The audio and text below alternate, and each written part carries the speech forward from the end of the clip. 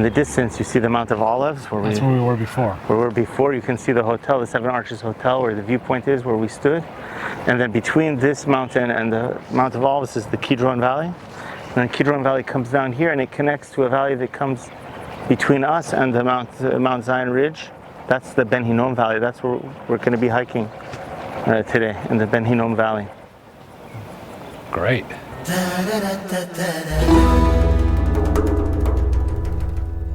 This hilltop where we're standing is called today Givat Tanach, like walking Tanach. Like walking Tanach, right? The hill of the Tanach. They usually translate it as Bible Hill, right? But it's Tanach Hill, Bible Hill. And the reason they call this place Bible Hill, Givat Tanach, is really for two reasons. One reason is that we're actually on the ancient road that went right past Jerusalem behind me. And the bedrock is exposed here.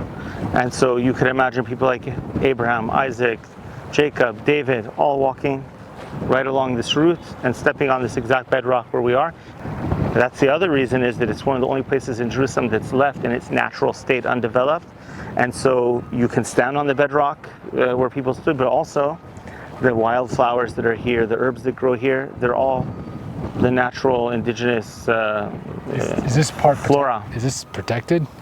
In theory, it's a nature reserve right now, but the truth is, there is a plan for this hilltop that it's going to become a lighting station for a system of cable cars that will take pilgrims from this hilltop down, around through the valley, around the Kidron Valley, and let you off right at the western wall at the foot of the Temple Mount.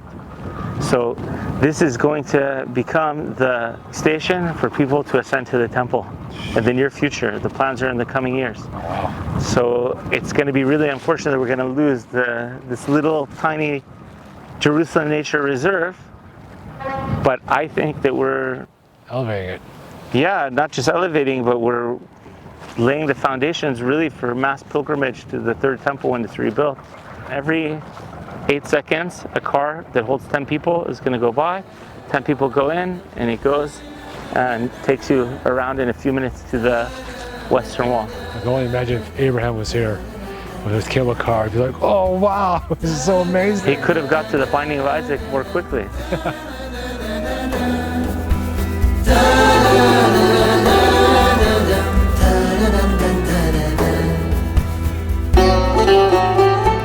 What happens to the soul when it goes on to the next world? Does it just disappear? Does it go to heaven? Does it go to hell?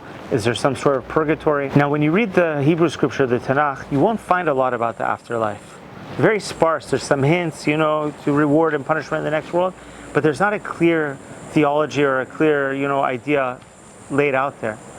But that doesn't mean that the Jewish people, the people of Israel, didn't believe in the afterlife.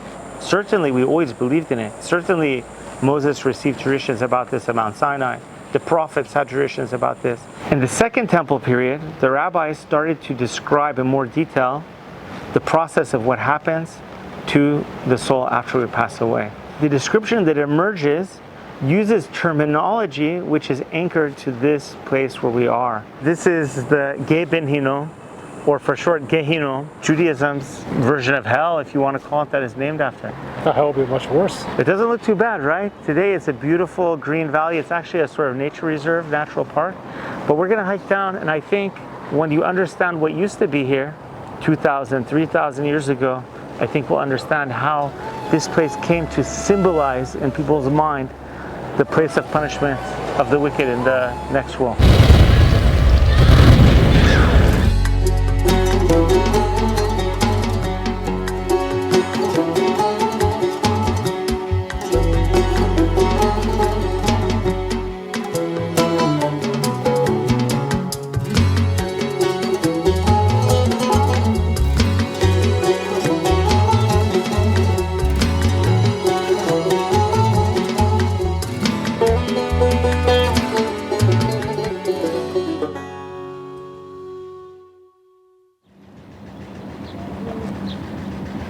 So,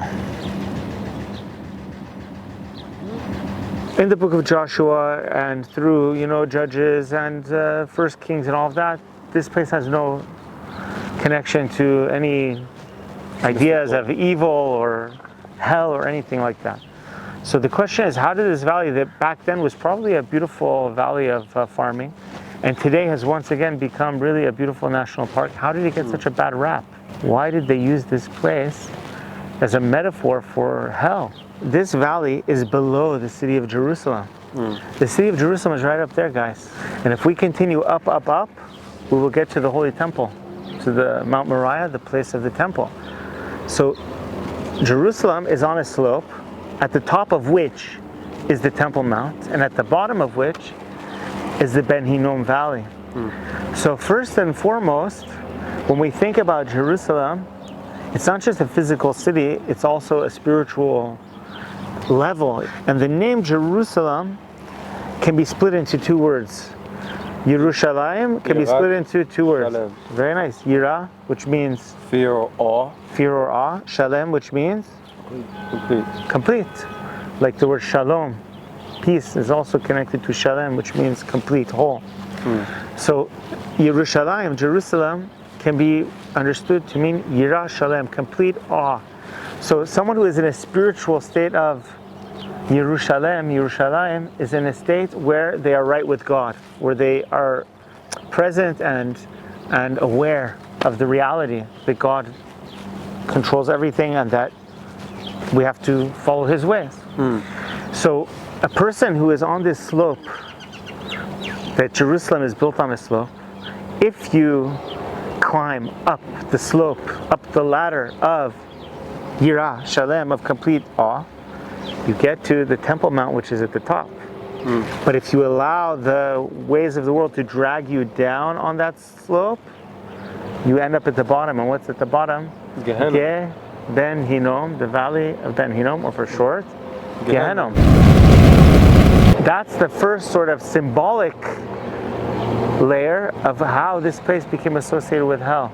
You have like a microcosm of the entire celestial creation with, at the top, ideal spiritual loftiness, and at the bottom, hell, Gehenna, and the worst possible place you could be in one sort of like place. And the ladder sort of between them, or the ramp between them, is Jerusalem, Yerushalayim. Now let's think about the imagery. You know, in most religions, if people are going to start to think about hell, and you ask them what is hell, they'll say, oh, it's a place where people are burning, and there's rotting flesh, and there's worms, and there's screaming. You know, this is the imagery that most people in Judaism and Christianity and Islam will sort of describe when they speak about hell. So how did that imagery come to be, and what does it have to do with this place? There's a bunch of garbage being thrown around over there. Yeah, you hear the garbage trucks? So I think that's a segue to what you want to say. That is a perfect segue, because actually, because this valley is below the city of Jerusalem, so in the time of the temple, when you want to throw out the garbage, you don't carry it up to the top of the city, you carry it down to the valley below and you dump it. So this became the garbage dump of Jerusalem. Now we have landfills and we bury everything, but in the old days, when the garbage piled too high, what did you do to it? Burn it. You set fire. And some of the Arab villages in Israel, they still do that. They pile their garbage and they burn it. So now imagine, in the times of the temple, you would come down to this valley, and what would you find? Piles of rotting garbage, burning, smoke, stench. So that's one thing that happened in this valley, but there were other things that happened in this valley. We saw the beautiful tomb up top, what's called the Katef Hinnom tomb. And that would have been the way that the wealthy people were buried. People who could afford to establish a proper family tomb were buried that way. But To what go with happened? their relatives, Yeah. have a place that they Right. can visit. What happens when a poor person, a convert, a traveler, a widow, who doesn't have any money and doesn't have any people to deal with them when they die? They get thrown into the garbage pile. They didn't. I don't think they threw them into the garbage pile, but they would dig a shallow grave in what they call like a potter's field, you know, and it was usually here in the Ben Hinnom Valley.